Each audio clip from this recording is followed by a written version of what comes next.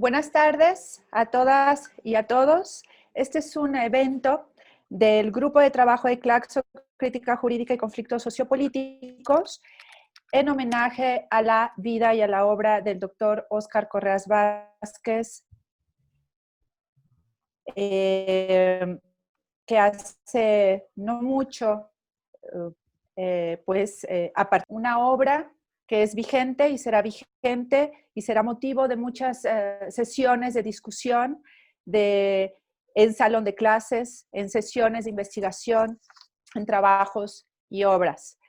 Así, en este sentido, yo quisiera, antes de presentar a los camaradas aquí en esta mesa, el día de hoy, en esta mesa virtual, pues quisiera permitirme leer un parrafito en palabras del doctor Óscar Correas de su libro Teoría del Derecho, que aquí presumo, ¿no?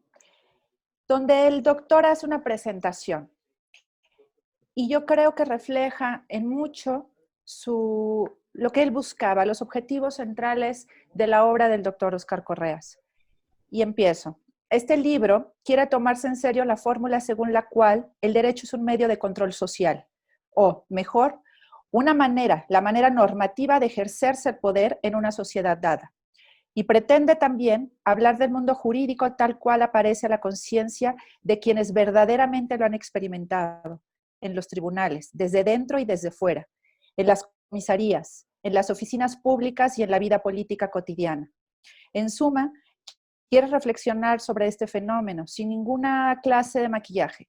Esta actitud crítica desde el origen está doblemente determinada, por una parte, por el convencimiento de que el derecho sirve al poder y en nuestro caso, está en manos de una clase social que ha condenado a más de la mitad de la humanidad al hambre, la miseria y la ignorancia.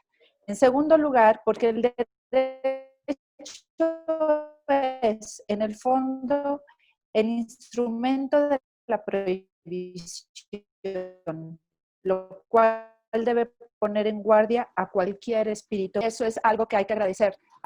De las tantas cosas que le tenemos que agradecer es que él ha sido el fundador de foros en la universidad, desde la Universidad Nacional Autónoma de México, para espíritus libertarios, como él lo menciona en este pequeño párrafo, donde nos hemos tenido la fortuna de encontrarnos muchas y muchos que ahora se desarrollan en diferentes foros de discusión, de crítica jurídica, donde también no solamente desde su seminario ya célebre en el SAGE, en la UNAM, también fundó su revista Crítica Jurídica, donde también esta participación de compañeros y compañeras ha permitido que siga siendo todavía una de las obras determinantes para la crítica jurídica en América Latina y en el mundo.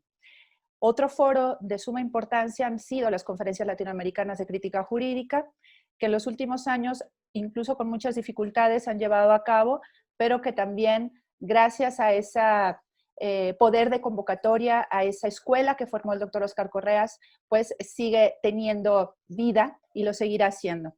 Así pues, sin más, voy a darle la palabra, en primer lugar, al profesor Ricardo Prestes Pazzelo, profesor de la Universidad Federal de Paraná, de Brasil. Él es consejero del Instituto de Investigaciones de Derechos y Movimientos Sociales, miembro de la Red Derecho, Lucha de Clases y Reconfiguración del Capital, doctor en Derecho por la Universidad Federal de Paraná, en Brasil, y maestro en Filosofía de Teoría del Derecho por la Universidad Federal de Santa Catarina.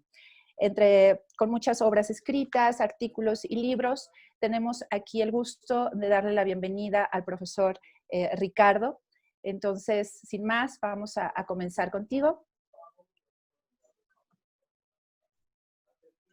Muchas gracias, Claudia. Es con mucho gusto que estoy impartiendo con ustedes de este espacio. Quiero cumprimentar a Milay Burgos también, por quien nutro una gran admiración, así como a todos los miembros de este grupo de trabajo de Claxo, que incorpora una gran cantidad, con calidad de investigadores de la crítica jurídica de nuestro continente. Voy a pedirles permisión para hablar en mi lengua materna para que pueda desarrollar con más efectividad mi pensamiento. Pero gustaría de decir que antes de todo les agradezco muchísimo porque en este momento de grandes dificultades por el cual el mundo pasa, es muy importante la solidaridad entre nosotros, incluso los que hablan portuñol, como yo. Y las dificultades internacionales se suman a las cuestiones nacionales que en Brasil nosotros también pasamos y creemos que sean muy graves, porque si hay una pandemia internacional y una gran solitud derivada del aislamiento social, en Brasil, además de eso, tenemos el avance del neoprotofascismo, incluso institucionalmente y con sus vísceras abiertas. Entonces, voy a empezar mi conferência. Então, mudando para o português, gostaria de dizer que começo pela apresentação do meu ponto de partida, que tem a ver com a minha perspectiva de pesquisa ou de investigação em torno do que nós aqui chamamos de direito insurgente ou direito insurgente, que é uma terminologia que nós resgatamos da advocacia popular brasileira, mas que buscamos também transcender no sentido de agregar a ela a perspectiva marxista de análise do fenômeno jurídico. Então, nesse sentido, entendemos que estamos conectados a uma mesma tradição de crítica jurídica do continente, no entanto, reforçando uma mirada muito específica, que é aquela que se destina a também resgatar os marcos teóricos do marxismo, tal como, por exemplo, desenvolvido pelo período revolucionário soviético. Então, deste cruzamento de leituras é que surge um direito insurgente. E a sua localização no mapa da crítica jurídica do continente, sem dúvida nenhuma, é legatária de um debate paradigmático. De minha parte, eu considero que existam dois grandes centros de desenvolvimento teórico da crítica jurídica na América Latina, sem, obviamente, desconsiderar ou minorar a importância dos demais centros. Mas esses dois representaram espaços de difusão muito forte, que são eles o Brasil, por um lado, talvez até pelo seu tamanho continental, mas também e fundamentalmente o México. O debate paradigmático, portanto, da crítica jurídica latino-americana se deu em território mexicano. E dele fizeram parte, sem dúvida nenhuma, vários pesquisadores, inclusive boa parte deles partícipes aqui do GT Claxo, de crítica jurídica e conflitos sociopolíticos. Mas dois nomes, talvez pelo seu pioneirismo, representam o início dessa discussão, ou pelo menos o início de sua consolidação. É evidente que se nós fizéssemos investigações no México, tais como as que fazemos no Brasil, vamos encontrar vários antecedentes. No entanto, as figuras que entre as décadas de 1970 e 1980 vão dar força para esse debate, a meu modo de ver, são justamente as dos professores Jesus de la Torre, em Aguascalientes, e Oscar Corrêas, emigrado da Argentina, saindo de um exílio, no México e finalmente na cidade do México. Os nomes são representativos de duas grandes formulações, e é assim que eu as traduzo. De um lado, a concepção de um direito como arma de libertação que nasce do povo, uma concepção mais próxima das tradições jusnaturalistas e do personalismo cristão, aliadas a uma perspectiva crítica, como é o caso do professor de la Torre.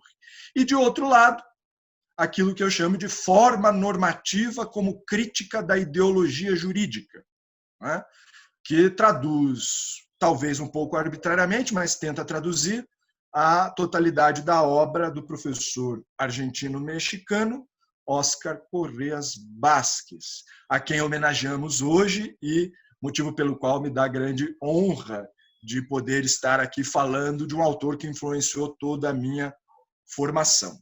A minha perspectiva de análise nessa homenagem será, sem dúvida, uma tentativa de resgate da obra do Óscar Correas, mas sem necessariamente aderir a ela. Portanto, se fosse para dar um nome à minha exposição aqui, no diálogo com vocês, eu diria que estamos diante de dilemas da forma normativa como crítica da ideologia jurídica. Esta é a minha formulação. E pretendo, com ela, expressar exatamente as contribuições do Óscar Correas, mas também, desde uma leitura brasileira, evidentemente, né? Mas também as suas eventuais questões em aberto ou as possibilidades de as criticarmos e ou complementarmos. Nesse sentido, então, quero dizer que, desde pelo menos a minha pesquisa de mestrado, mas fundamentalmente no doutorado, venho lendo a obra de Correas, buscando essa interface latino-americana da crítica jurídica com a perspectiva marxista.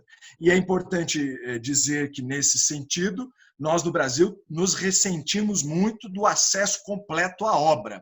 Ainda assim, nos ressentimos por conta da difusão editorial, do parco acesso a traduções ou mesmo editoras em língua original. Ainda assim, eu consegui compilar uma boa parte da obra do Correas e fazer a leitura dela. Nesse sentido, então, é que eu começo a apresentar isso que considero como sendo os dilemas da forma normativa como crítica da ideologia jurídica. Bom, eu tenho um tempo limitado para apresentá-la, então eu vou fazer em alguns pontos. Acredito que consiga vencê-los em coisa de 4 ou 5 pontos ao todo dessa exposição.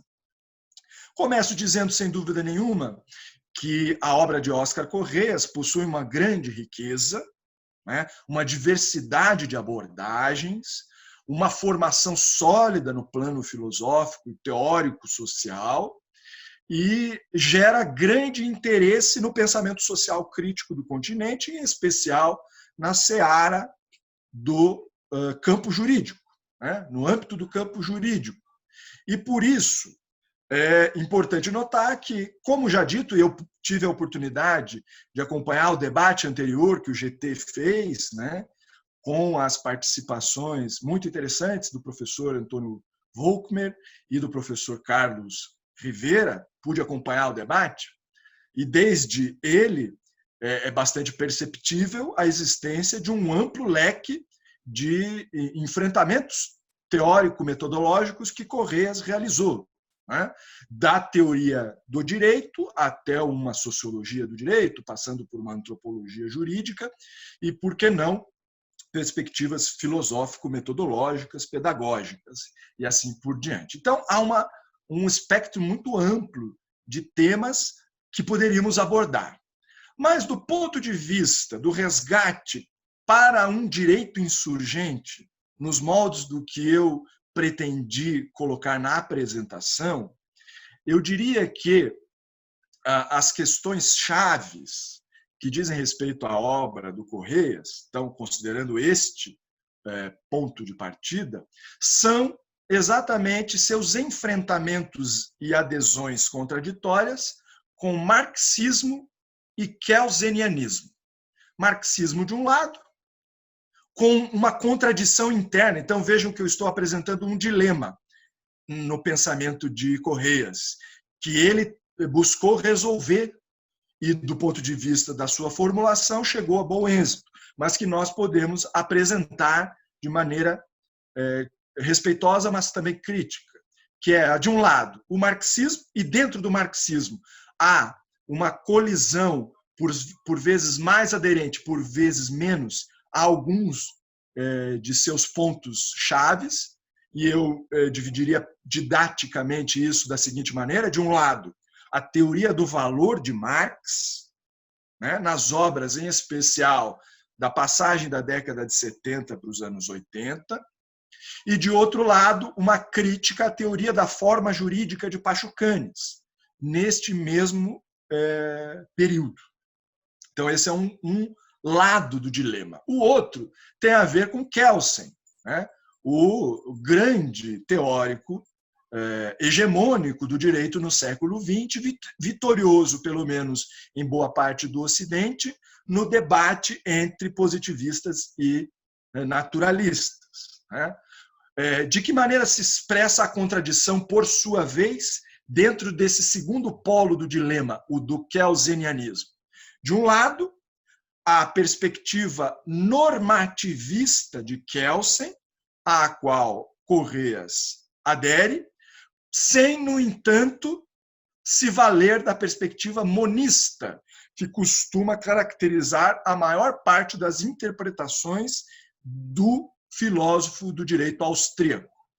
E, de outro lado, dentro deste polo do dilema, a contradição vai se expressar com uma afirmação da pluralidade jurídica, derivando-a da própria formulação de Kelsen.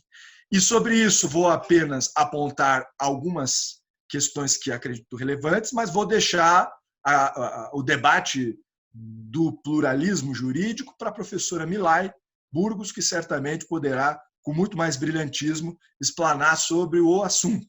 Mas, do meu ponto de vista, é isso. De um lado, o marxismo, com uma contradição interna, teoria do valor e forma jurídica.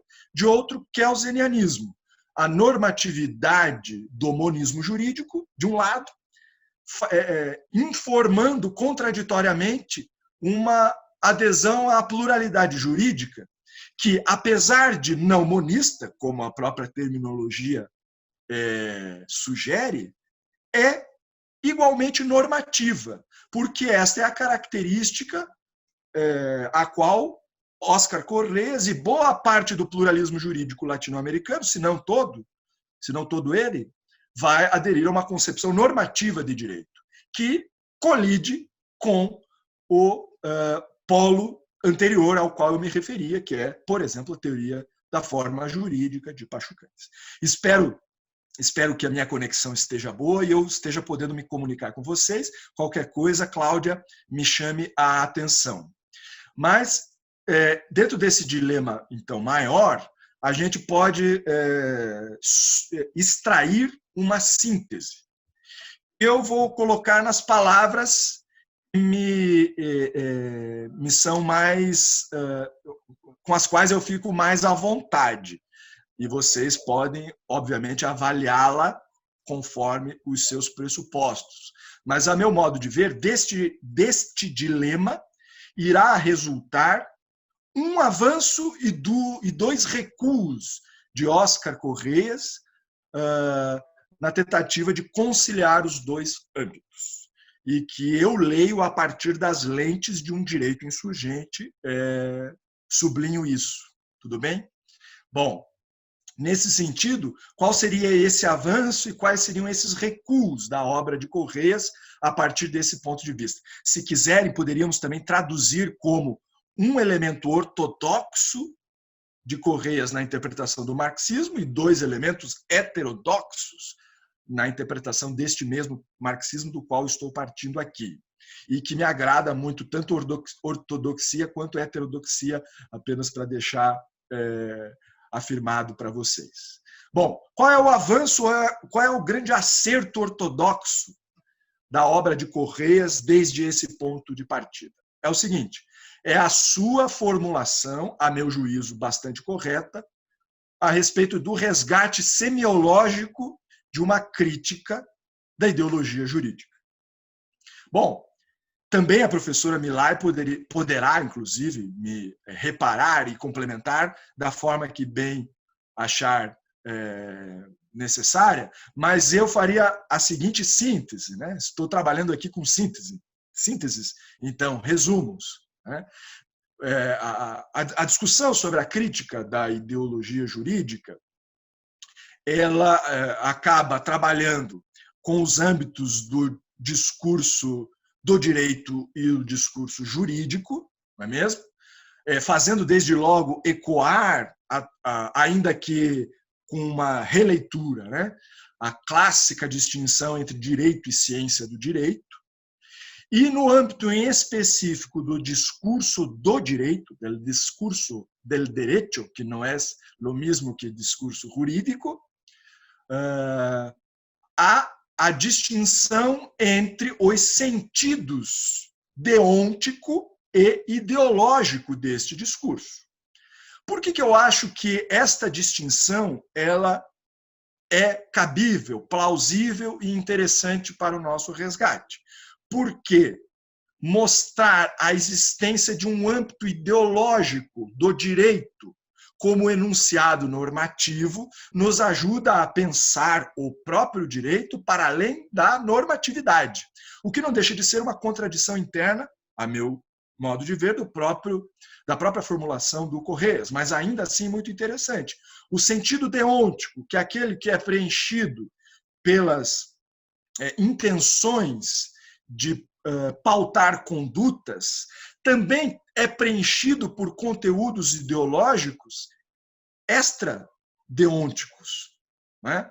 E o exemplo clássico que a gente pode lembrar a partir da construção moderna, em especial do século XX, do direito no Ocidente, é a regulação do direito do trabalho, em que, quando uma norma, em qualquer dos nossos países, na América Latina ou fora dela, diz que o trabalho merece um salário, está, sem dúvida nenhuma, tratando dimensões do dever ser das relações sociais, mas, ao mesmo tempo, preenchendo-as com questões ideológicas, como se o trabalho pudesse ser retribuído pelo salário, quando sabemos que o salário é apenas uma parte daquilo que é produzido pelo trabalhador. É um exemplo clássico dentre os muitos que poderíamos resgatar da obra de Correias. Então, a meu ver, essa é uma questão interessante, um avanço, um elemento, inclusive, de aporte ortodoxo, de proximidade com o marxismo a partir da ideia de ideologia. Né?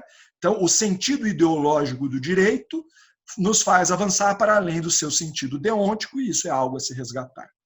No entanto, esta concepção ela vai ser tributária, ao mesmo tempo, disso que eu venho chamando até agora de recuos, ou de heterodoxias, concebendo como, ao mesmo tempo, contribuições, ao mesmo tempo, questões a serem avançadas, né, na obra de Correias. Quais são estas duas heterodoxias ou esses dois recuos? Bom, elas têm a ver diretamente com a perspectiva do dilema que eu apresentei anteriormente e espero estar me fazendo compreender. Os dois recuos têm a ver com o seguinte: a adesão à teoria do valor de Marx para a crítica social, portanto, a crítica da sociedade, o marxismo explicando, por exemplo, a sociedade de classes, ainda que com os vários senões que o próprio debate do professor Rivera Lugo na sessão passada do GT apresentou, né? As dificuldades do marxismo depois dos anos 90 e assim por diante. Mas, de qualquer maneira, um centrar de fogos nesta perspectiva de leitura social, mas descolando-a da análise do fenômeno jurídico, no sentido efetuado pela interpretação dos juristas revolucionários do período russo. Né? E aí não precisaríamos apenas nos referir a Pachucanes, mas também poderíamos fazer incursões na obra de Stuttgart, que eu particularmente gosto de estudar, mas não vou entrar aqui por questão de tempo. Depois, eventualmente, podemos abordá-los, e acredito que é um debate que pode ser de comunhão de todo o GT. Bom, a adesão à teoria do valor e a não adesão, desde o primeiro grande livro, que é, a meu ver, o mais importante, né, na minha modestíssima opinião, eu tenho essa segunda edição da Introdução à La Crítica del Derecho Moderno, né, onde Correias já apresenta a sua problematização de Pachucanes, apesar de estar muito mais próximo dele do que posteriormente, mas já apresentando uma grande ruptura, ou pelo menos uma dissidência inicial, que é a noção de forma normativa.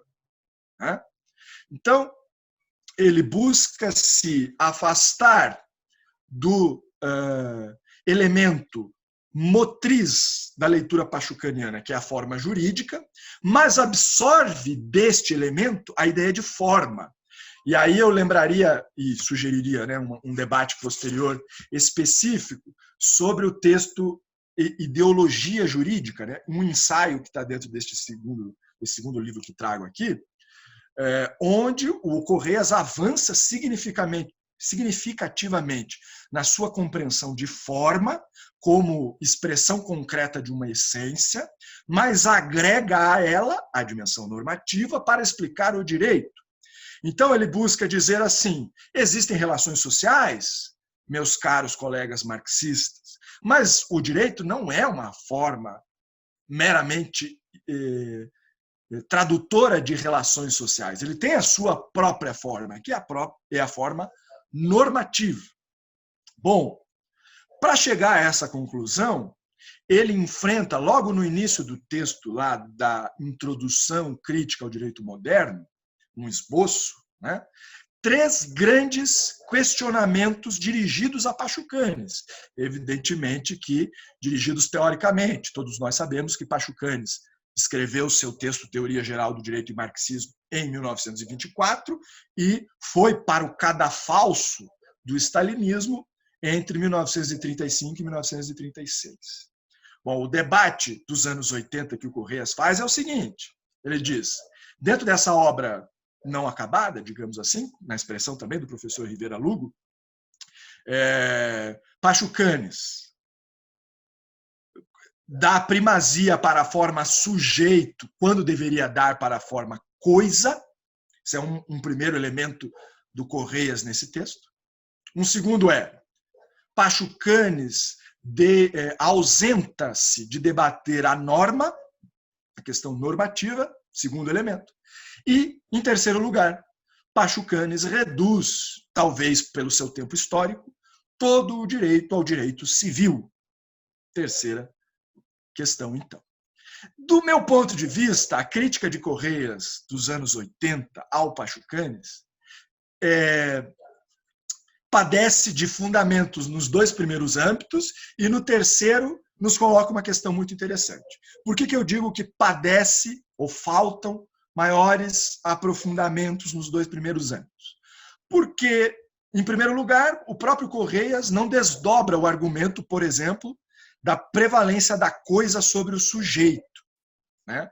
Se a gente lembrar o primeiro parágrafo do capítulo 2 do tomo 1 do Capital, sem querer ser aqui bíblico, né? Mas já citando em específico o momento da obra de Marx, onde isso aparece, Marx nos diz: as mercadorias não vão sozinhas ao mercado se trocar a si mesmas. Elas precisam de seus guardiões. Estes guardiões são os sujeitos. Logo, é daí que Pachucanes extrai sua conclusão e Correias, até onde eu pude alcançar, não desdobrou esse argumento. Ele o desdobra a partir, talvez, da própria relação econômica, né, da prevalência da coisificação, mas, para o argumento jurídico, ficou em aberto. O segundo argumento, que é o da ausência da questão normativa em Pachucanes, eu também o questiono na medida em que percebo que o próprio Pachucanes tratou disso, tem um capítulo todo dedicado a isso na Teoria Geral do Direito e Marxismo.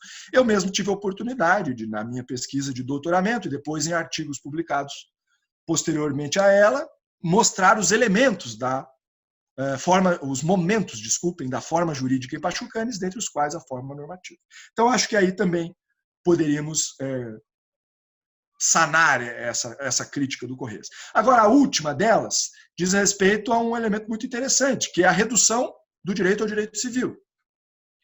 E o Correias avança no texto, né, da introdução crítica ao direito moderno, dizendo que a garantia da circulação de mercadorias se restringe ao direito civil, e ele aponta para o fato de que existem outros ramos do direito que Pachucanes não conheceu. Estamos falando do processo de valorização a partir da exploração do trabalho, no âmbito do direito trabalhista, e a circulação de capital financeiro no âmbito do direito econômico. Isso tudo é o texto do Correias do final dos anos 70 e início dos anos 80, né? Nas edições posteriores dos anos 80. Isso é muito interessante, a meu modo de ver.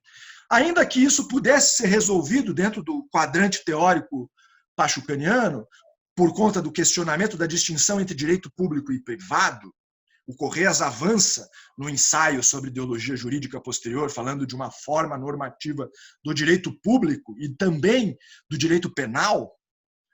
Isso poderia ser resolvido no âmbito do Pachucanes, porque para ele essa distinção entre público e privado não faz muito sentido. Agora, ainda assim, Correias apresenta algo que os marxistas têm se ressentido de avançar na leitura pachucaniana, que é exatamente o para além do direito civil, né? Ou como se dão as formas jurídicas nos outros âmbitos do direito. Isso é muito interessante. Então, a meu ver, aqui há um recuo, porque Correias vai fazer um acerto de contas com Pachucanes e vai sobressair-se a crítica ao Pachucanes ao invés de uma adesão crítica a ele. Só que esse acerto de contas com Pachucanes vai levar necessariamente a um acerto de contas com Kelsen, porque o centro da crítica ao Pachucanes também vai estar na questão normativa, como eu acabei de mencionar, né? A ausência do debate normativo segundo Correias. Isso o leva a Kelsen. E por isso, entre mais ou menos, né, segundo a minha pesquisa, entre 1986, onde saem os primeiros artigos, e 1994, quando a tese sobre Kelsen e os marxistas é publicada, nós vamos ter uma perspectiva já bastante assente de adesão à ideia de direito como normatividade. Evidentemente que não como normativismo positivista, mas como normatividade, sim. O curioso dessa adesão, eu não sei, Cláudia, como vamos com relação ao meu tempo, se quiser me avisar, fique à vontade, mas eu caminho para o último ponto do dilema. Uns 3, 5 minutos mais. Perfeito, perfeito. Me encaminhando, então, para esse momento final do dilema, o acerto de contas com Kelsen vai fazer com que Correias extraia do discurso kelseniano a ideia de que um conjunto de normas, que é o direito, né? Um conjunto de normas, só é válido na medida em que é eficaz. E aí Correias encontra a eficácia do que ele chamou de sistemas normativos alternativos, que seriam sistemas jurídicos precipuamente correlacionados à sua pesquisa sobre povos indígenas, ainda que não só, mas principalmente aos povos indígenas. Então, eu tive a oportunidade de ler as pesquisas, né? Conheci Correias pessoalmente, mas o meu aprofundamento teórico se deu pelos textos.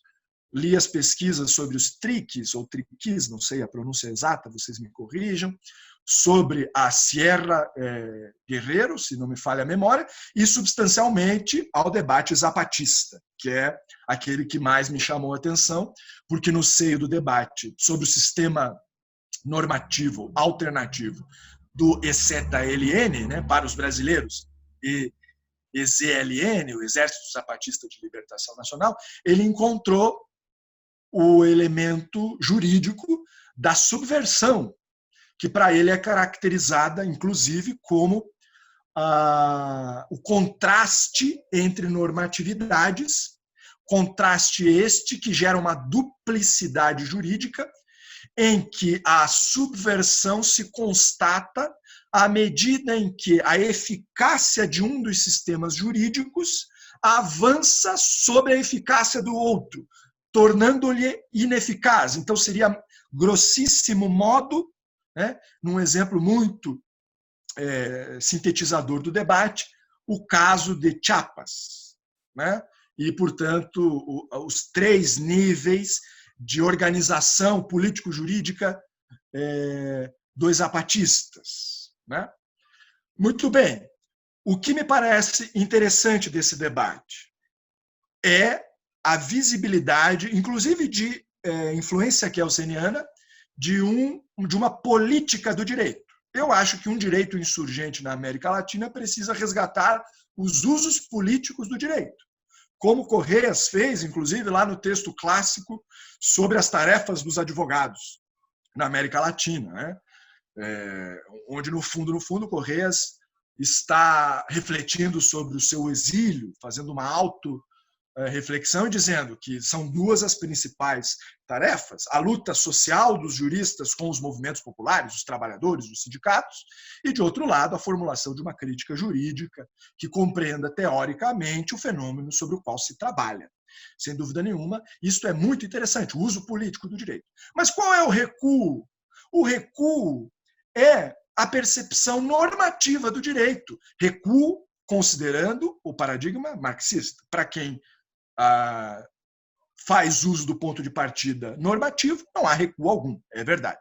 Mas do ponto de vista mais desta tradição a qual eu me filio, esse recuo tem a ver com a estipulação, inclusive, de uma crítica a Pachucanes como sendo eurocêntrico, quando, na verdade, me parece o oposto, porque imputar aos indígenas o sistema jurídico é querer encontrar neles algo que não lhes é próprio. Agora, isto não quer dizer, e aí concordando com Correias, que nós possamos abrir mão da legitimidade, por exemplo, postulatória, do reconhecimento normativo das formas de organização social dos povos originários e das comunidades tradicionais América Latina afora. Eu mesmo sou professor de antropologia jurídica e trabalho com esse debate no Brasil e não tenho a menor sombra de dúvida de que ele é importante. Mas, em síntese, então, Cláudia, para passar a palavra pedindo desculpas pelo tempo que se me esgota. Em síntese, um dilema, marxismo-kelsenianismo. Um grande avanço, o debate sobre o sentido ideológico do discurso do direito, né? Composto, portanto, por questões extra, inclusive jurídicas. E 2 heterodoxias. O despojamento do cerne da teoria de Pachucanes, considerado aí eurocêntrico, e a adesão, ainda que pluralista, à perspectiva das normas válidas e eficazes do kelsenianismo. Essa é a minha avaliação, com muita humildade, de quem admira bastante a obra de Correias e a de todos os seus discípulos nas suas mais diversas vertentes, com os seus mais diversos debates, inclusive sediados no México e em várias instituições de pesquisa e ensino. Era essa a contribuição que eu gostaria de deixar para vocês, agradecendo novamente a oportunidade do debate e agradecendo os colegas brasileiros que me convidaram e eu acabei não cumprimentando no início, o professor Lucas Machado Fagundes e a pesquisadora Emanuela Cacciatore. Muito agradecido pela paciência de vocês. Muchas gracias, Ricardo. Yo creo que en un tiempo corto has hecho un recorrido extraordinario entre la obra y los debates que el doctor Correas dejó para trabajar mucho todavía. Se dijo la sesión pasada, en homenaje al doctor Correas, que la sesión había sido muy emotiva. Yo creo que hablar del doctor Correas no podría ser diferente, porque además de hablar de su obra, creo que también es muy importante hablar del personaje, ya también. Hablabas ahorita del debate de Kelsen y los marxistas, de su obra. Yo quisiera también compartir con ustedes, en el libro de Kelsen y los marxistas, en la presentación hay unos parrafitos en voz del doctor Correas que dice las dificultades que comparte exactamente ahí en las primeras páginas. Hay un parrafito donde comparte a los lectores y a las lectoras las dificultades que tuvo para que ese libro saliera adelante. Y uno que llama mucho la atención es que cuando esa obra se entrega para la corrección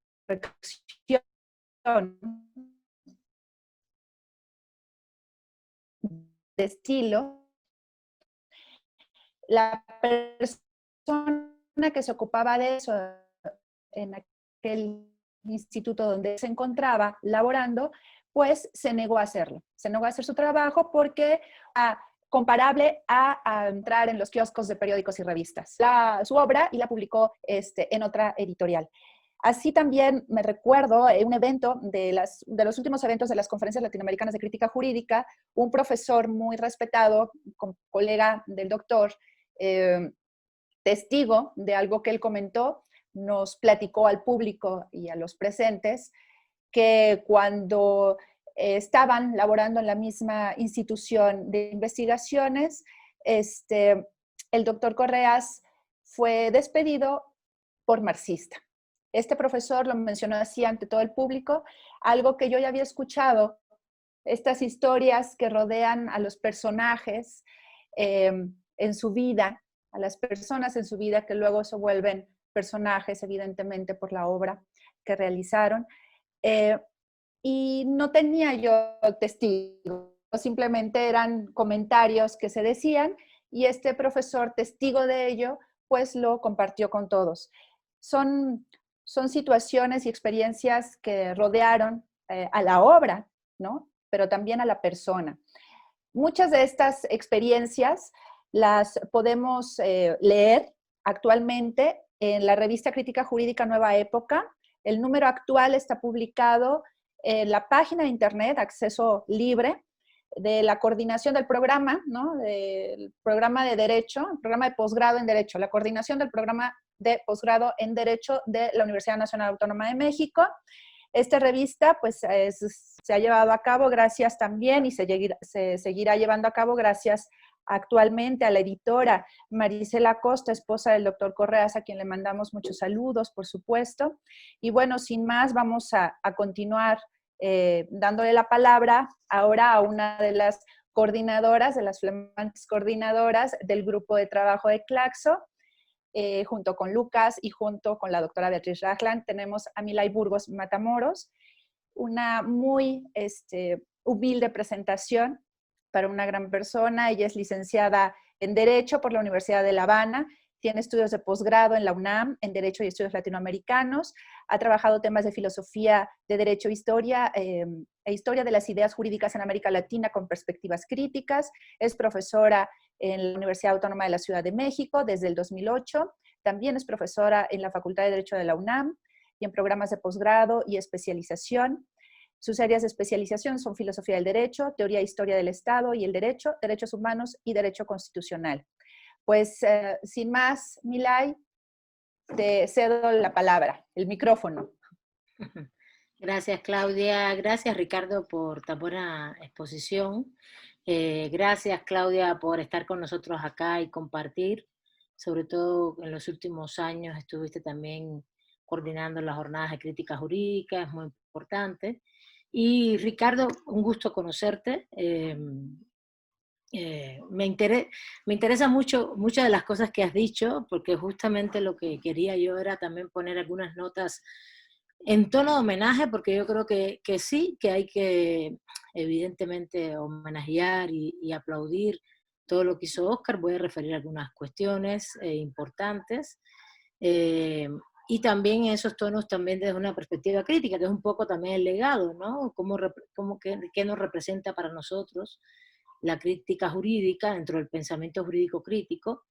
Y cómo esta ha ido generando representaciones, no solo representaciones, sino también interpretaciones, incidencias en la formación de los juristas, de juristas no solo de México, sino de América Latina. Es muy interesante cómo en Brasil hay un eco, un grupo de personas, desde el pensamiento jurídico crítico, claro está, que esto tiene una relación histórica más larga, no solo, aunque tú ubicabas, si bien entendí al inicio, el pensamiento de Oscar, el pensamiento de Jesús Antonio, pero bueno, ahí en América Latina evidentemente son de las dos obras más consolidadas del pensamiento jurídico-crítico que incidieron desde los años 70. Yo recuerdo que José Jesús Antonio tiene un texto ya en el año 78, dialogando en los años 78, dialogando sobre el uso alternativo del derecho, pero pensándolo con los pueblos indígenas, un diálogo de acompañamiento muy interesante. Y bueno, todo también el legado de Volmer ya, todo lo que ha construido, Carlos, por otro lado, en Puerto Rico, en la propia Argentina, Beatriz. Estoy hablando de nuestros queridos y profesores que al final también por edad, lógicamente, son nuestros profesores y nosotros estamos muy contentos con esto. Y un poco lo que quiero hablar es esto, del sentido de la historización del pensamiento jurídico crítico, ¿no? Es lo que yo he hecho últimamente, aunque yo trabajo también temas conceptuales, teóricos, me ha interesado mucho, es una vertiente de mi trabajo, realizar como historia de las ideas, aunque ahora se le llama nueva historia intelectual, pero a mí me interesa, voy a seguirle llamando historia de las ideas, voy a explicar por qué, rápidamente, sobre el pensamiento jurídico crítico, y es importante porque uno diría, bueno, pero vamos a historizar un pensamiento que todavía es joven, ¿no? Un pensamiento que quizás podríamos rastrear todas, no fuentes, sino sus expresiones y sus productos y sus relaciones en los últimos, ¿qué? Unos 40 ya 50 años, ¿no? Aproximadamente. Yo digo que es importante porque, primero porque da divulgación, visibiliza ese pensamiento y nos confronta en las ideas. Hay un tema fundamental, hay un tema que es muy claro, que los que estamos en la academia lo vemos. Los positivistas y los críticos no se leen mutuamente. Cuando estamos en posiciones incluso bastante divergentes desde el punto de vista de nuestros orígenes, de fuentes, intereses, fines en el pensamiento, hay un problema de comunicación en las lecturas, y no solo hablo de positivistas, incluso de algunos positivistas críticos ya, ¿no? No les interesa un pensamiento marxista, no les interesa un pensamiento neomarxista, si no tienen los referentes que a ellos les interesa. Pero también hay un problema entre nosotros, entre los que dialogamos entre nosotros, entre las lecturas, entre nosotros mismos, que mi criterio tiene tres bases. Uno es la saturación de información que hay una saturación de información en materia de escritos, todo el mundo escribe, todo se publica, por el mundo virtual, no porque puedas acceder a editoriales, ni mucho menos, ni a la prensa, ni a la más media, ni mucho menos, pero la información se mueve de una manera muy veloz, y en esa saturación llega un momento rebasado.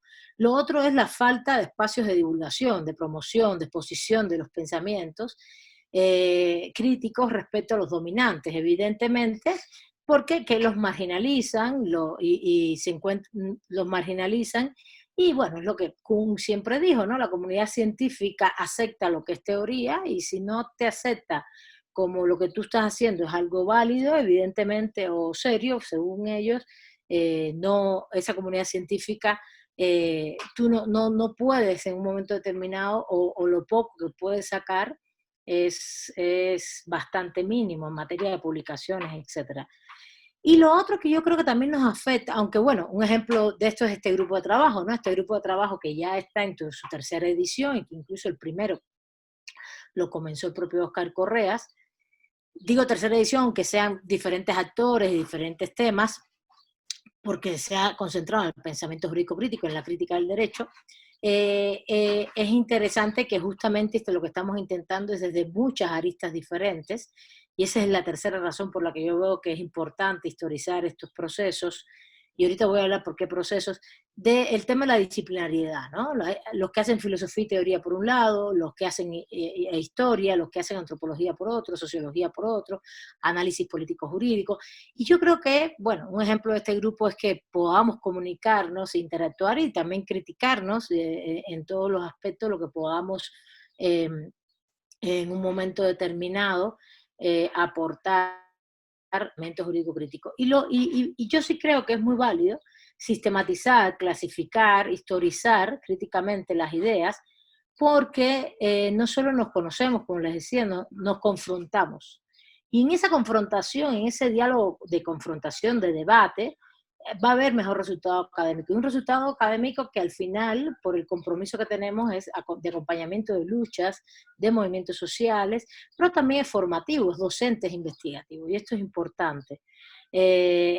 No sentir que las críticas ni el debate es algo que va más allá de un proceso en el cual lo que tenemos es que ser cada vez muy buenos en lo que creamos y lo que hacemos para realmente aportar en estos fines que tenemos dentro de la crítica del pensamiento crítico en general, que es intentar praxis, no solo práctica, sino praxis, sino con un conocimiento que intente ayudar a transformar un poco la realidad. Conocimiento que viene evidentemente de la realidad social. Por eso también creo que no podemos obviar para nada que si haces crítica, la historia es fundamental en el proceso de la crítica. Incluso a la hora de hacer una etnografía en un pueblo, si no con la historia del pueblo y profundizas en la historización, entonces de ese grupo social o de ese movimiento o de ese pueblo, comunidad, realmente te estás perdiendo la mitad de lo que está pasando. Por eso es importante que no perdamos de historia, no solo el tema de historizar nuestras ideas, sino del uso de la historia o de la metodología histórica para pensar los problemas actuales. Como diría Marc Bloch, ¿no? En su momento dice, la incomprensión del presente nace fatalmente de la ignorancia del pasado.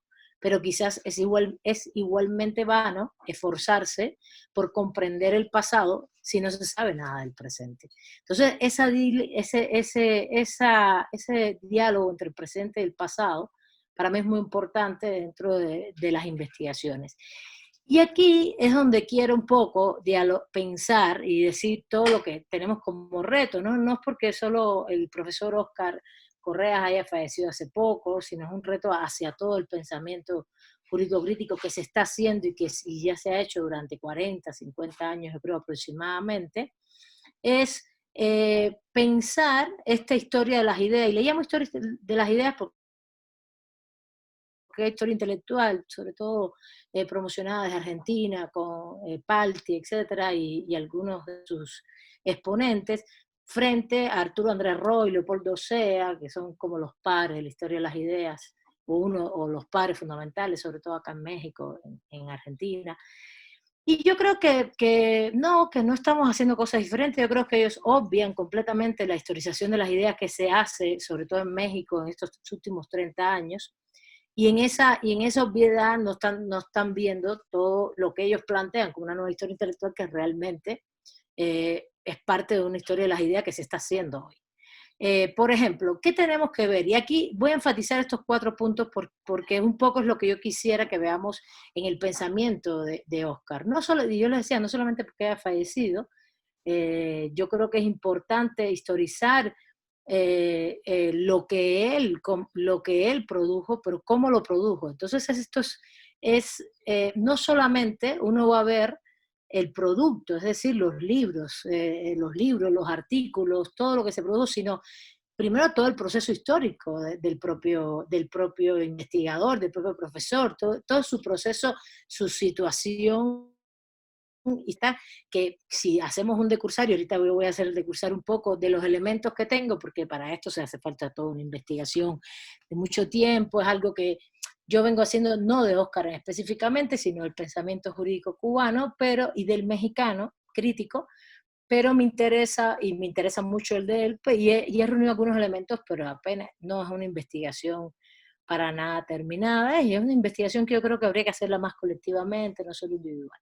Bueno, este proceso histórico, esa cosa que le llamamos contexto, espacio, tiempo, pero que también tiene la situación, ¿no? La situación de la persona en todos sus procesos, desde su formación hasta por qué situaciones políticas pasó, sociales, cómo tuvo el tema del exilio, cuál es la situación por la cual se exilia, no es menor el asunto, cuáles son los procesos, las contradicciones que hay en estas interacciones académicas, sociales.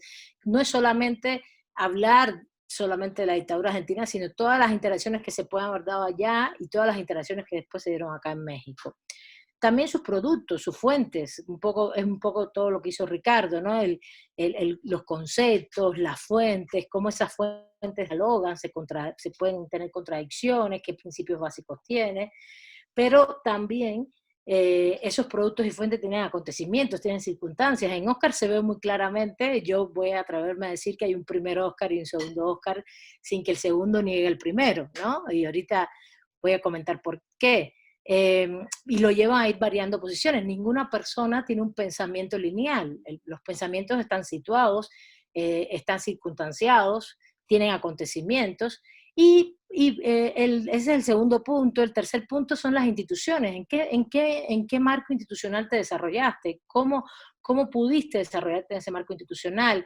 Que lo que Claudia mencionaba, ¿no? Hubo enfrentamientos porque tenía pensamientos marxistas, pensamientos críticos, qué fue lo que se le dejó hacer y qué no pudo hacer, porque sencillamente por qué pudo estar en un lugar y no en otro, por qué su pensamiento no está en las instituciones jurídicas clásicas de la UNAM y sí en otras instituciones, porque, pues, lógicamente esas interacciones, esas relaciones, esas dificultades, esas incidencias son muy importantes, porque esa es la que te permite en un momento determinado producir algo y tener también acceso a recursos, a recursos para producir, para formar docentemente estudiantes, etcétera, etcétera, y también investigativamente. Y lo último, el otro aspecto es la publicación, el producto. Al final los académicos, los intelectuales, pues nos vamos, nos quedaremos y quedan nuestros productos, y dentro de nuestros productos lo que sí hay es un tema de política también editorial. ¿Dónde publicas? ¿Cómo publicas? ¿Qué revistas publicas? ¿En qué revistas también creaste? ¿Qué tipo de congresos, eventos hiciste? Todo esto está no solo en el producto, sino también en la relación esta académica docente investigativa que genera, que es muy importante. Esto es un trabajo que hay que realizar para todo el pensamiento jurídico crítico. Yo estoy poniendo aquí, esbozando aquí una serie de elementos metodológicos que a mí me parece son muy importantes. Y el ejemplo en Oscar es muy claro. Por ejemplo, Oscar, ¿dónde se forma? En la Universidad Católica de Córdoba, se forma en Derecho, en la Nacional de Córdoba en Filosofía, su formación es jurista y filosófica. En ese sentido, ¿en qué momento también? ¿En qué años? Y hace que su formación sea evidentemente, por un lado, positivista, formalista, pero también analítica, que es muy importante para el pensamiento filosófico argentino, y también toda esa base marxista. ¿Por qué? Porque, bueno, era un militante.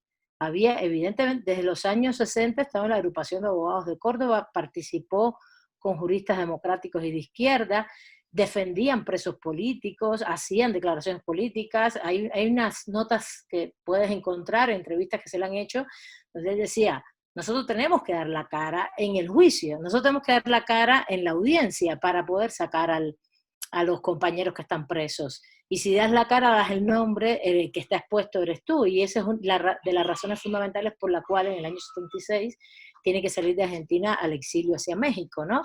Porque la exposición es muy fuerte, y es una exposición en la cual todo se sabía que venía la dictadura, etcétera, etcétera, y como abogados progresistas, ¿cómo se dan esas relaciones, esos abogados progresistas, y cómo puede haber un tipo de represión también?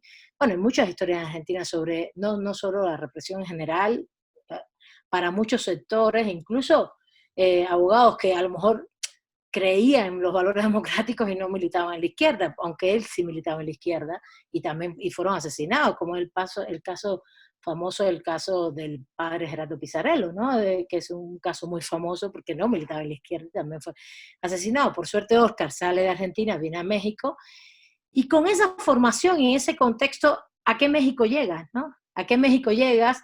¿A qué mundo intelectual profesional te enfrentas? ¿Cuál es el mundo intelectual que tienes enfrente? De juristas, de abogados, de juristas. La Facultad de Derecho de la UNAM y el Instituto de Investigaciones Jurídicas son dos instituciones no solo antiquísimas, importantísimas, pero evidentemente con un positivismo formalista conservador arraigadísimo. Y con una filosofía analítica que es la más fuerte hoy incluso es la más fuerte, no la filosofía crítica, ni mucho menos la filosofía analítica, en mi criterio muy bien hecha. Su gran exponente sería Tamayo Salmorán, Rolando Tamayo Salmorán, pero en ese contexto no es un contexto solo de productos, es un contexto de relaciones sociales y relaciones de poder, donde puedes decir lo que quieres decir y donde puedes analizar el marxismo. Y en este caso es muy importante darte cuenta de que el contexto de descubrimiento es complicado. Es complicado y por eso no estás en esas instituciones. Bueno, está el paso de él por Francia, y ahí también sus relaciones evidentemente con la Asociación Crítica del Derecho francesa, y el libro que tenemos acá en Fontamar, en la colección que él dirigía, de Michel Mial y Antoine Diamant, que es sobre la crítica jurídica en Francia, que eso nos llega, que esas ideas llegaran acá, tienen que ver con su relación justamente con ellos. Y así es como debemos ir haciendo esta historia intelectual, también un poquito más personalizada. Los conceptos para mí son muy importantes, y aquí voy a la otra parte, y aquí voy a una parte también de contexto de él. Por ejemplo, ¿por qué Oscar? Para mí hay un primer Oscar que es todo este Oscar que en contenido se concentra en la crítica jurídica al capitalismo. Para mí es un primer Oscar de crítica negativa, que no se niega nunca, pero hay un Oscar que está muy situado en un proceso que es la caída del campo socialista y el movimiento de liberación, el levantamiento zapatista en los años 90 en México. Y ese segundo Oscar modifica todos sus contenidos en función de una situación que nos abarca a todos globalmente, que es la caída del campo socialista, supuestamente la extinción de los paradigmas, ¿no? De los paradigmas, se caen todos los referentes, y justamente en ese marco ocurre el levantamiento zapatista. Yo creo que más allá del levantamiento zapatista, la caída del campo socialista para mí hace resurgir, y eso lo he dicho en varios de mis artículos, hace resurgir como contexto histórico, siempre lo pongo, el proceso no resurgir, porque es una falacia decir que los grupos indígenas, por ejemplo, no estaban luchando por su reconocimiento desde los inicios del siglo XX, incluso hubo cosas antes, siglo XIX, pero sí hace que emerjan, hace que realmente tengan un papel un poco mucho más visible, y estos sucesos políticos sociales provocan mucho más su visibilización y su movilización hacia sus reconocimientos en ese derecho positivo que siempre Oscar analiza en esa norma jurídica. Y ahí es donde él, en mi criterio, hace un giro impresionante de dedicarse no solamente, porque para mí la introducción a la crítica del derecho moderno es el libro, en mi criterio, que mejor usa la teoría del valor de Marx para analizar el derecho. Es lo más completo en mi criterio dentro del pensamiento jurídico crítico respecto a esto. Pero más que un giro, él hace un giro situado, de acontecimiento, circunstanciado, que tiene que ver con los 90 en el siglo XX, y entra a trabajar todo el tema del pluralismo jurídico, los sistemas normativos, una reconstrucción que sigue siendo negativa en cuanto a una crítica negativa al derecho positivo moderno y al derecho que no llega a reconocer los pueblos indígenas hasta que lo reconoce, positivamente estoy hablando, pero él hace también una reconstrucción de crítica positiva, en mi criterio, de decir, estos sistemas normativos existen en las comunidades indígenas, y existen incluso otros, existe el pluralismo jurídico, y entonces exponer algunos casos que habría que decir que evidentemente todo ese trabajo también práctico tiene mucho que ver con todos los grupos de estudiantes, docentes, de formación de licenciatura, de posgrado, que siempre tuvo alrededor, y que fueron los que coadyuvaron fundamentalmente en esta parte práctica. En ese sentido, a mí me parece muy interesante el giro que hace en su pensamiento, y cómo él, sin dejar de ser el Oscar crítico negativo, de pensar, hay una serie de puntos comunes, de principios comunes, por ejemplo, que es todo lo que planteaba un poco Ricardo, ¿no? El punto común de unir, por un lado, el análisis del lenguaje, ¿no? El análisis del discurso, Esto es impresionante, que él lo hizo antes y lo sigue haciendo en este momento, pero ahora está hablando del discurso, es muy interesante en este libro, en el Derecho Indígena Mexicano, en el 1, en la introducción justamente, cómo él explica su encuentro con este compañero, que es un compañero jurista, Sósimo, cómo dialogan acerca de las palabras en el grupo Triqui, lo mencionó Ricardo ahorita, de la comunidad Triqui, y cómo van, y recuerdo otra compañera que también está en el grupo y se dice que iban palabra por palabra en el pizarrón intentando hacer la traducción del lenguaje y del discurso indígena y qué sabía y qué querría poder ser en el lenguaje occidental. Y para mí en estos puntos comunes, y el otro gran punto común que es impresionante es lo que también Ricardo mencionó, que es la mistura de dos posiciones teóricas, epistémicas, metodológicas tan diferentes, como es el kelsenianismo, que es idealista, abstracto, universalista, con un materialismo marxista que intenta, desde conceptos como fuerzas de producción, fuerzas productivas, modos de producción, analizar la realidad social del derecho, porque, por ejemplo, en este mismo texto, él no lo ve claramente, y lo expone que hay sistemas normativos más allá de las comunidades indígenas.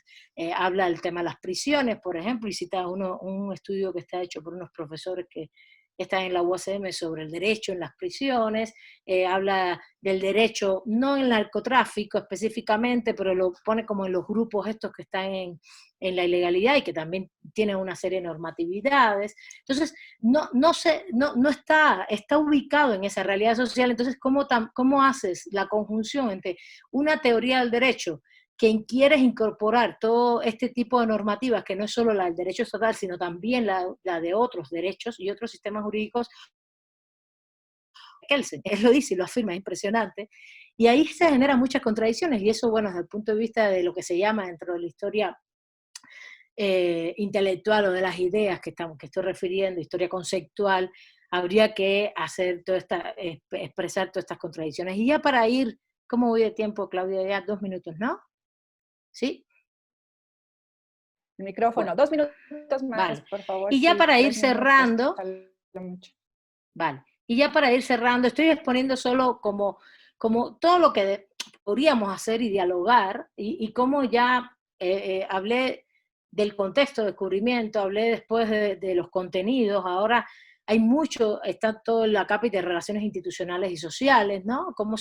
¿Por qué se genera la revista Crítica Jurídica, las jornadas, qué propició esto, qué incidencia tuvo, qué relaciones nos generaron. Muchos de nosotros nos hemos conocido a través de esas jornadas, y eso es importante.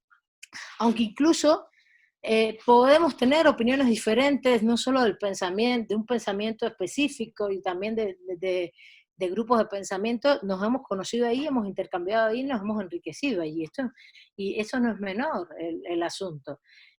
Cómo se tejen redes académicas de reconocimiento y también de divulgación. Y yo creo que en este caso ese ámbito de crítica jurídica que él inauguró y que él propició y que él también aupó con sus grupos de investigación y los recursos que le daban para esto, sus proyectos, etcétera, cómo ese proceso y todos esos diversos procesos, y ahí hay que dialogar, ¿no? Temáticas, autores, cuáles son, aunque sigue habiendo mucho esa crítica negativa que hay de criticar el derecho como un instrumento de dominación del capitalismo, de la burguesía, también toda esta reconstrucción en positivo de otros tipos de derechos, otras juridicidades. Bueno, y justamente terminar con esas incidencias, ¿no? Realmente ese es el legado, justamente hacer una crítica justamente es lo que nos da el legado del pensamiento de cualquier eh, profesor, investigador, jurista, que no solo tiene un compromiso social y de crítica militante y de actuación para cambiar la realidad social, sino también que incide en las redes y en los grupos, en las formaciones, y hacerlo críticamente es muy relevante, porque es lo que decía, no solo divulga, sino también nos confronta y nos hace ser mucho mejores, y hoy este grupo de trabajo y estas relaciones que tenemos entre todos nosotros, él tuvo un papel fundamental con toda su articulación de crítica jurídica, porque él no era solo, siempre digo que había mucha gente alrededor, y había muchos estudiantes alrededor, mucha gente que se fue formando, que son hoy los que están, yo nunca estuve allí, pero son hoy los que hoy están dialogando y haciendo también un pensamiento crítico, crítica jurídica, a lo mejor negativa, otros más de reconstrucción positiva, otros se fueron por otros lados, haciendo pensamiento crítico, y yo creo que eso es lo más relevante. Muchísimas gracias. Muchísimas gracias, Milay. Pues en efecto, y aquí está la prueba, una de las preguntas que siempre dejaba el doctor Correas presente en relación al derecho es esto de preguntarnos por qué el derecho dice esto que dice y no otra cosa. ¿Por qué encontrarnos a una persona, a un profesor como el doctor Correas, diciendo lo que él decía, ¿no? Es en este sentido que recorre y nos deja también con muchas herramientas para poder discutir. Hay, por ejemplo, hablabas de los años 90. Yo me formé en la licenciatura en esos años, entonces en la Facultad de Derecho, como en las facultades de Derecho del mundo, no se encontraba un pensamiento crítico.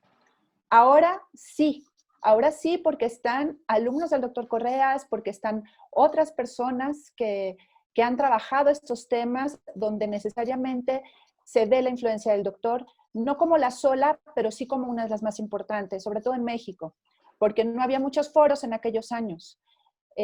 Yo lo comento en mi humilde intervención en este número que está ahorita de la revista Crítica Jurídica Nueva Época, que surge como homenaje a la obra del doctor Correas, precisamente en que yo no encuentro, en mi experiencia pues, de contacto con el doctor Correas, yo no encuentro al doctor Correas en la Facultad de Derecho, yo no lo encuentro en la Universidad Nacional incluso, yo lo encuentro en un curso de Antropología Jurídica en la Escuela Nacional de Antropología e Historia, donde la mayoría de los docentes, si no es que todos, eran de formación en antropología, en sociología, y de repente, donde yo me sentía bastante perdida como estudiante de licenciatura, evidentemente, licenciatura en Derecho, tradicional, de repente llega este jurista, gran teórico, conocedor de la filosofía, pero sobre todo jurista, ¿no? Con práctica como abogado en su natal Argentina, evidentemente, pero un gran teórico, que a partir del derecho, ¿no? Retomando a Kelsen, la teoría general del derecho, a partir del derecho nos comienza a hablar del derecho indígena, los sistemas normativos indígenas. Entonces, a mí eso nunca se me ha olvidado, porque fue un shock para mí encontrarme de frente a un profesor universitario, a un jurista, a un gran conocedor de la teoría como él, hablando desde las teorías que nosotros estudiábamos tradicionalmente en la Facultad de Derecho, pero desde otro punto de vista. Así, para publicitar también el otro Kelsen, ¿no? Como ya estamos aquí sacando todos los libros que tenemos del doctor y que los seguiremos sacando precisamente para alimentar exactamente que es básico, pluralismo jurídico, ya lo presentaba Milay. Entonces, es la bibliografía básica, yo creo, para seguir junto con otros autores, evidentemente, pero que no podemos prescindir de estas, para seguir con el debate, porque nos ha dejado mucha tarea, y evidentemente, hablando de estas circunstancias de no encontrarse ese pensamiento crítico en la formación, en aquellos años en la Facultad de Derecho, esos foros de los cuales hablaba Milay, pues fueron indispensables, ¿no? Porque precisamente siempre estuvieron llenos de estudiantes, porque había, a pesar de esa carencia en la formación de la licenciatura en Derecho, siempre ha habido y siempre va a haber alumnos, alumnas que tenían dudas, que no se sentían satisfechos con lo que escuchaban, que no podían encontrar una respuesta a las inquietudes que se daban cuenta en el contexto social, ¿no? Donde se inserta necesariamente el derecho. Entonces, ahí fue donde se encontraron, ahí fue donde nos encontramos. Yo, en el caso mío particular, pues fue en la Escuela Nacional de Antropología e Historia, y bueno, posteriormente en idas y venidas. Pero así fue, se fueron encontrando muchos colegas que ahora pues forman parte de este grupo de trabajo de Claxo, y que, o otros grupos de trabajo también, y que nos seguiremos encontrando en el camino, y que necesariamente seguiremos debatiendo, discutiendo, compartiendo ideas y opiniones e interpretaciones de la obra del maestro, de nuestro maestro. Pues no hemos recibido ahorita preguntas, no sé si ustedes hayan recibido en sus redes sociales también alguna pregunta por su lado. Nos fuimos de corridito con las reflexiones, con nuestras presentaciones y los estudios que hemos hecho en relación a su obra.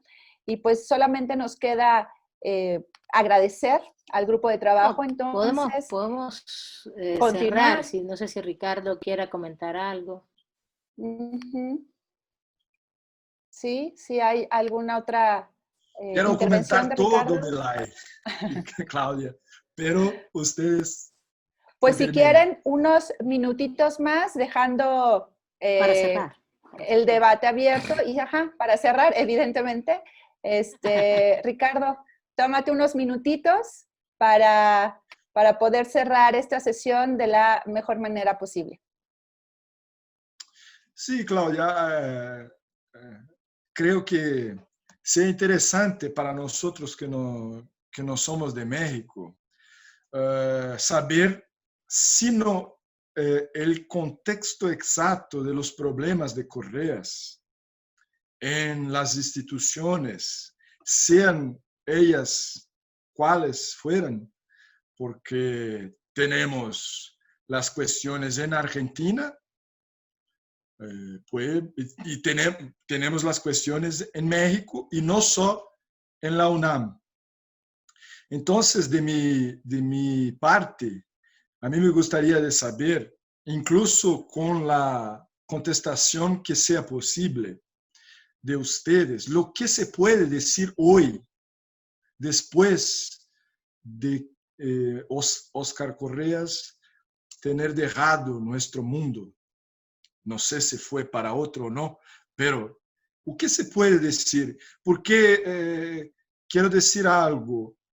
En América Latina en general, y hablo desde Brasil, entonces es mi experiencia, se resuelve, se determina de una forma muy poco productiva después de que alguien se va.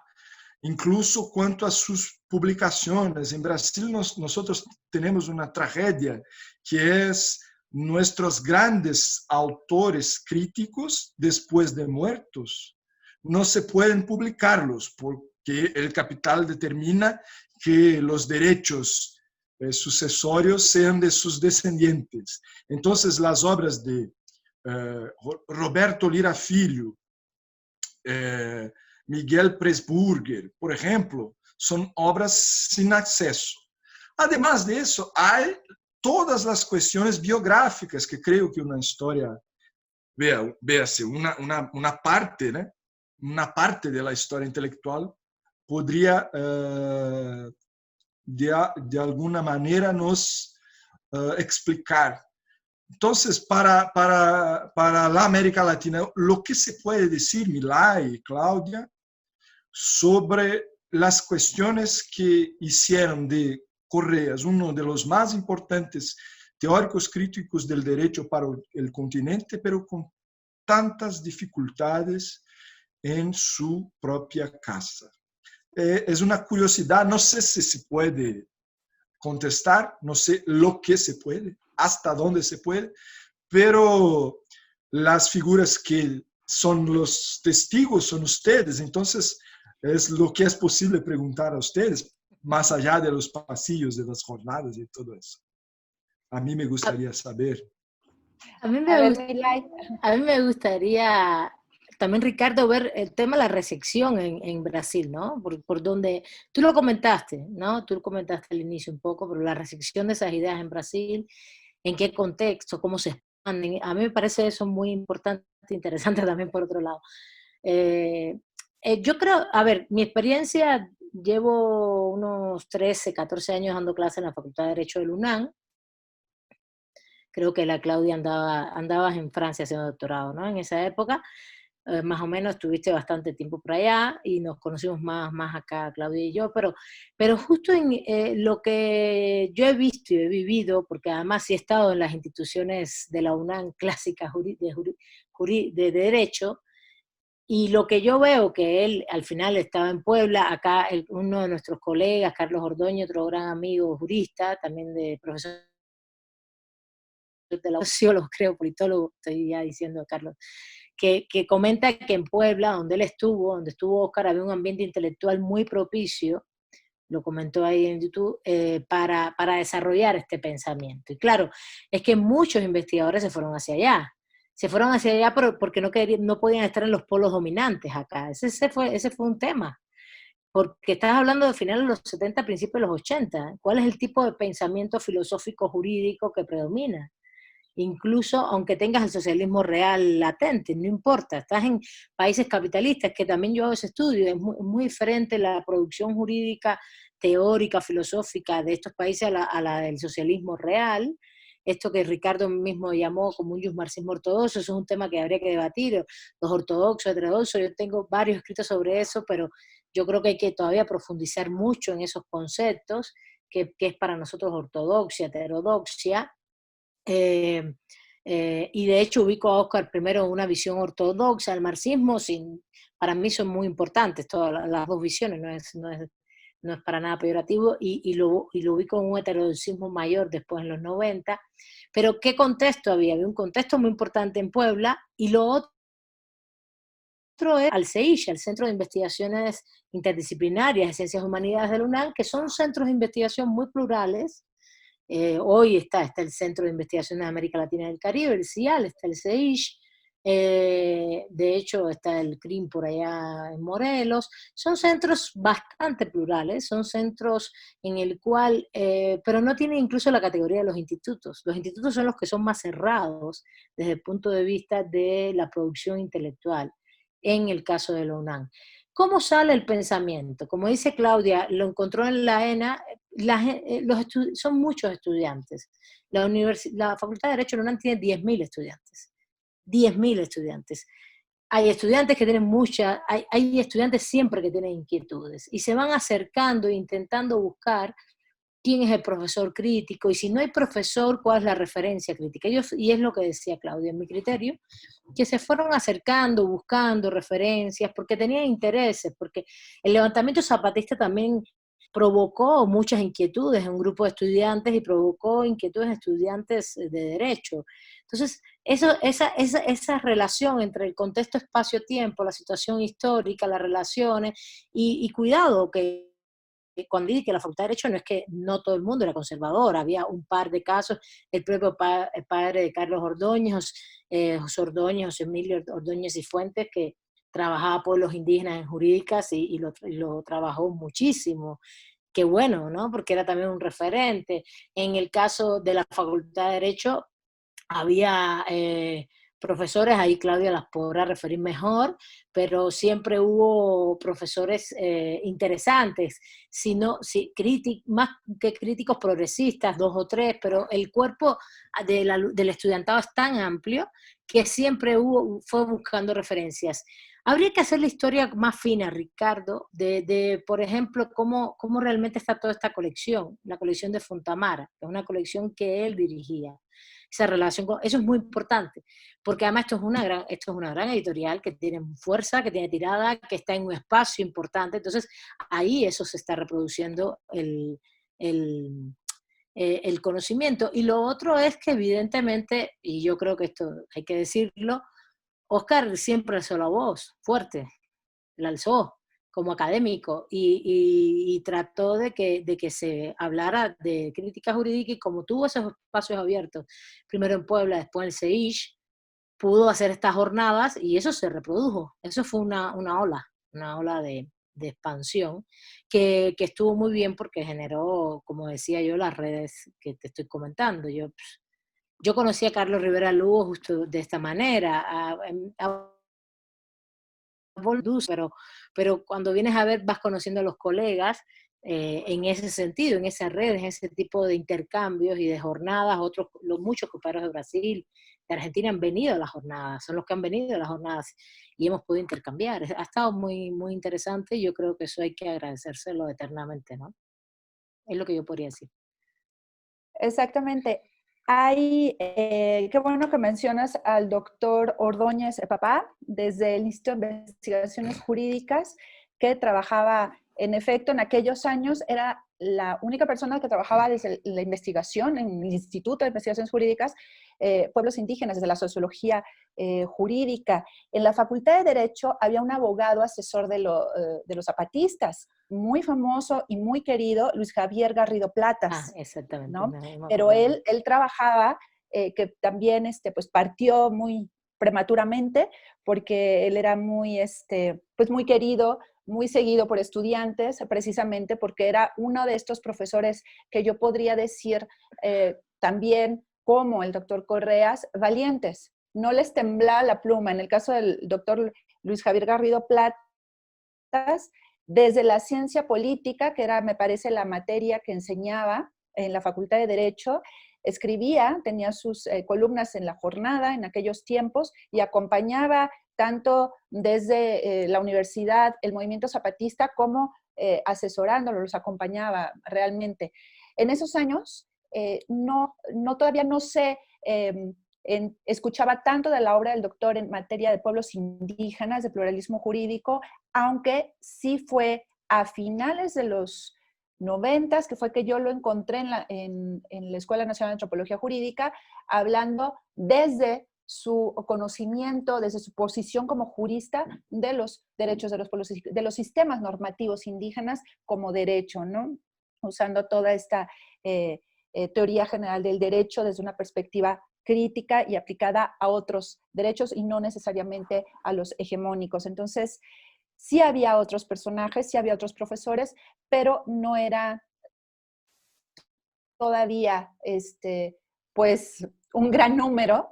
Ahora ya podemos contar más que el número de los dedos de la mano. Ya tenemos compañeros que son contemporáneos nuestros, contemporáneas nuestras, que trabajan temas que se inscriben dentro de la crítica jurídica.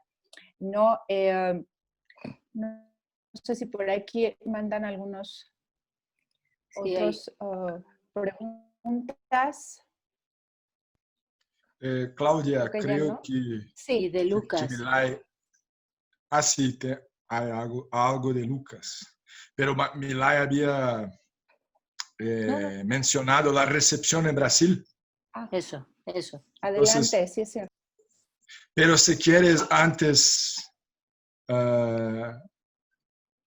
hacer la pregunta de Lucas. Sí, entonces, está presentando, bueno, la dejo en la mesa para que todo el mundo entremos en este sentido.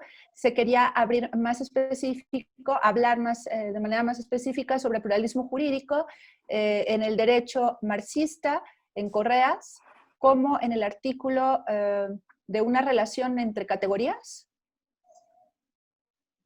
¿Cómo trata el pluralismo jurídico y Kelsen? Esto es lo que...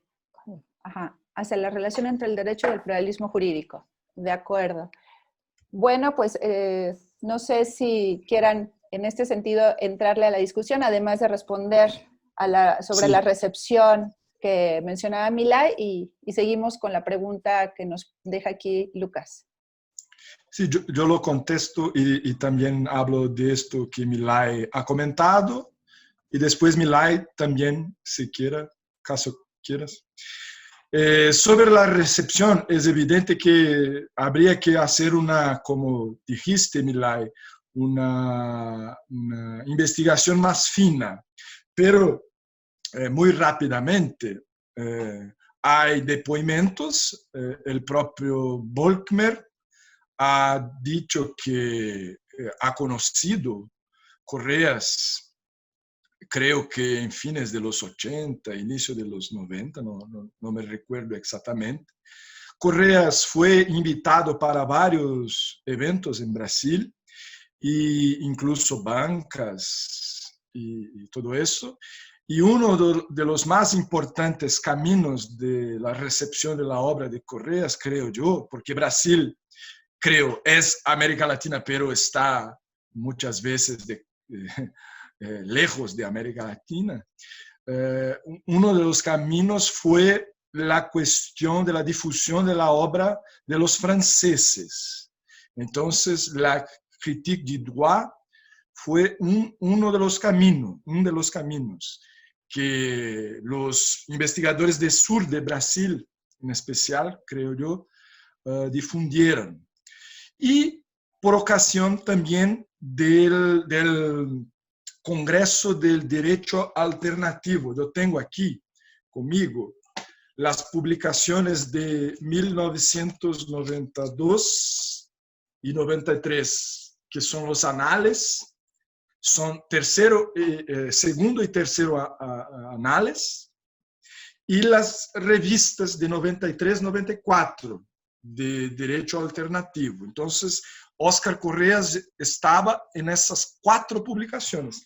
Y posteriormente los únicos libros que fueron traducidos para el portugués fueron entre 95 y 96. No sé si hay otros libros traducidos, pero la crítica de la ideología jurídica, ensayo sociosemiológico, asimismo con la traducción con este título, y la introducción a la sociología jurídica. Los 2 libros fueron publicados en Rio Grande do Sul, que es la tierra de Lucas Machado, a donde estaban los magistrados del derecho alternativo o del uso alternativo del derecho por los magistrados, quizás en especial la figura de Hamilton Bueno de Carvalho y Rui Portanova. Entonces, esta recepción que fue difundida en los cursos críticos. Hay algunos centros en Brasil, Curitiba, a donde estoy, Florianópolis, algo en San Pablo y Brasilia. Entonces, los iniciales, claro que hay otros, pero creo que Correas en los inicios de los 90 estuvo ahí, así como estuvo en Francia. Entonces, es una especie de triangulación, creo yo. Cuanto a la pregunta de Lucas, creo que él está incluso investigando algo específico, porque no es la primera vez que veo hacer esta pregunta que creo ser importantísima, que es la relación entre pluralismo jurídico y el no derecho, que es una tradición, por ejemplo, del propio Rivera, pero que viene de los soviéticos, podríamos decir así.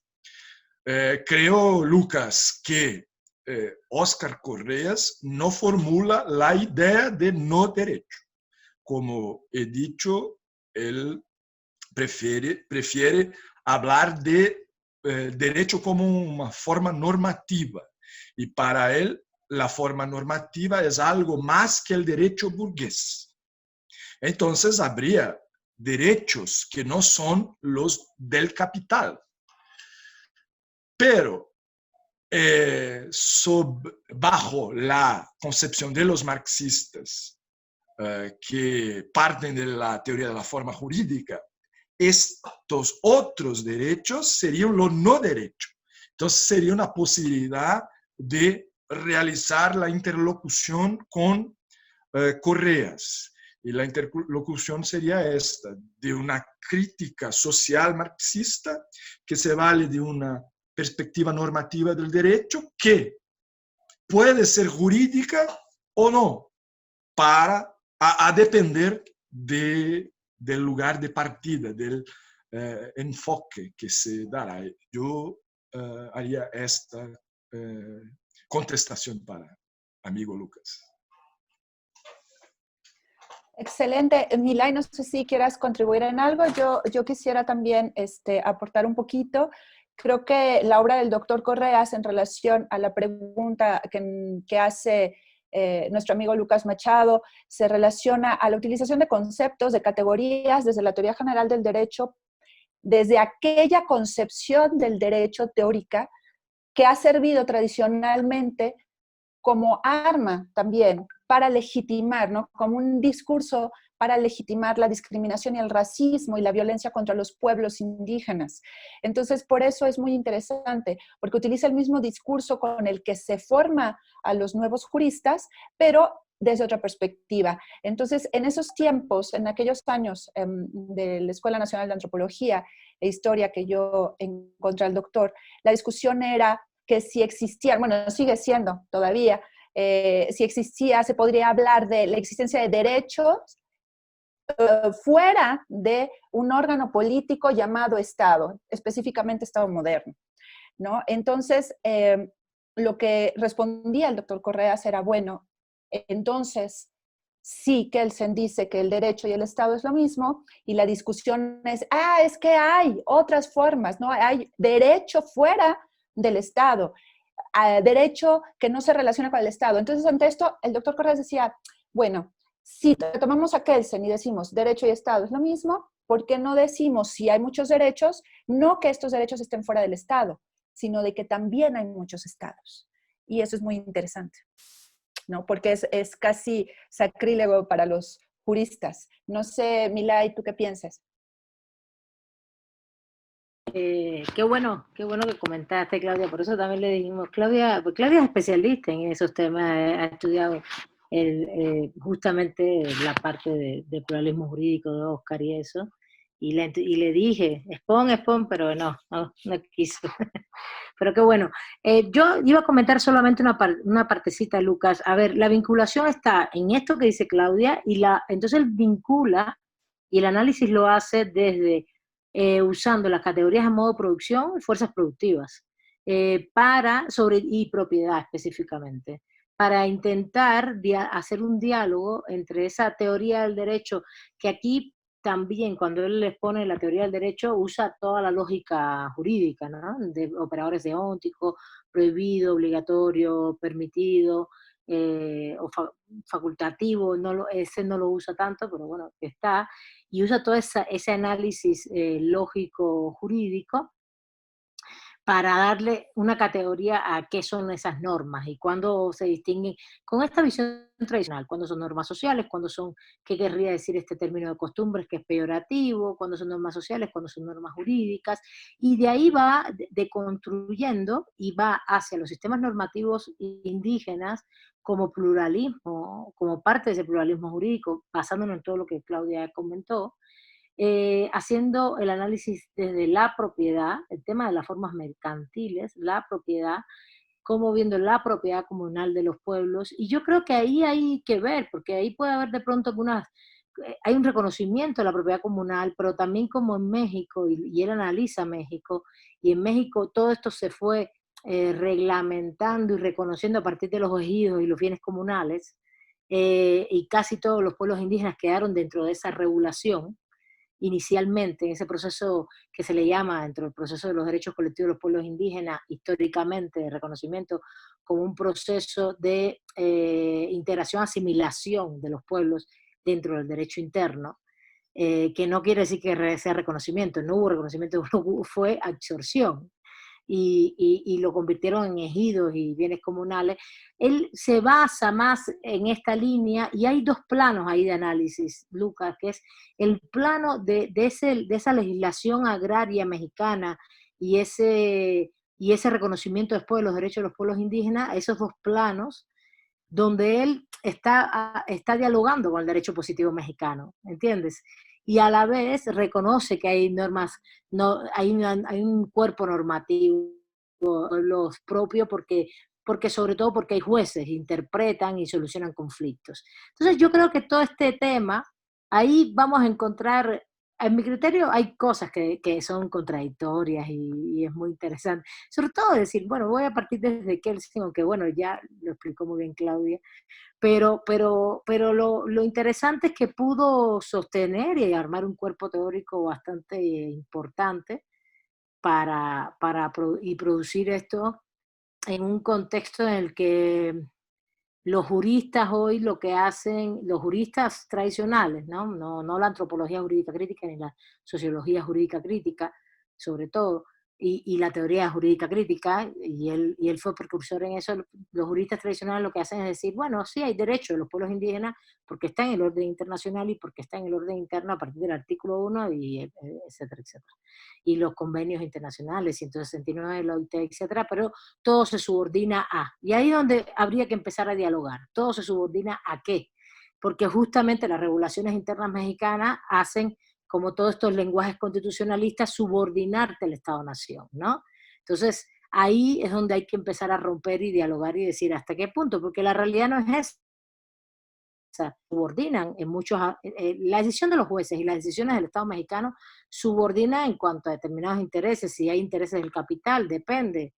Pero los pueblos funcionan de muchas maneras, en la práctica, en la realidad social es mucho más rica, ¿no? No es solo tampoco el lenguaje también del derecho, eso es importante, aunque tú estabas preguntando más de las categorías teóricas, pero va por entre lo que decía Claudia y esto, propiedad, para resumir, propiedad, formas de modo de producción, fuerzas productivas, y hace un análisis del marxismo a este tipo de propiedad comunal que existe establecida en el derecho mexicano por un lado, hasta cierto punto, muy limitada también para los pueblos, pero que en la práctica también se expresa. Por ahí va su análisis para después llegar al pluralismo jurídico y reconocimiento de normas por decisiones de jueces, de jueces dentro de las comunidades. De jueces como autoridad, no de jueces en sí, sino de una autoridad que resuelve conflictos. Bueno, yo lo dejaría ahí porque también ya llevamos mucho tiempo. Sí, gracias, Milay. Pues yo creo que esto da para más y dará para más. Yo creo que estaría muy interesante armar no sé, una serie de mesas temáticas en este sentido, especializadas para hablar de los diferentes temas que abarcó profundamente el doctor Óscar Correas, ¿no? Ya estoy acá llena de su obra en la mesa. Creo que ha sido muy interesante sus intervenciones, las preguntas, las cooperaciones, ¿no? Reflectivas de los compañeros y compañeras aquí en el chat. Y pues yo creo que vamos cerrando esta sesión en homenaje a la vida y obra de nuestro maestro, el doctor Óscar Correas. Sin irnos antes, pues, de agradecerles su presencia, la organización, la coordinación, a Milay, a Lucas, por supuesto, a Manu, que está acá, y a la otra coordinadora del grupo de trabajo, Beatriz Rajlan, y saludar a todos los compañeros y compañeras que nos ven por este medio. Muchas gracias y seguimos haciendo crítica jurídica.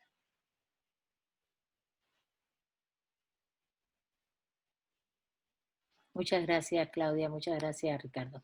Ricardo. Lucas, Manu, todos. Gracias a todos y todas. Y a todos los que estuvieron por allá por el chat también, por el YouTube.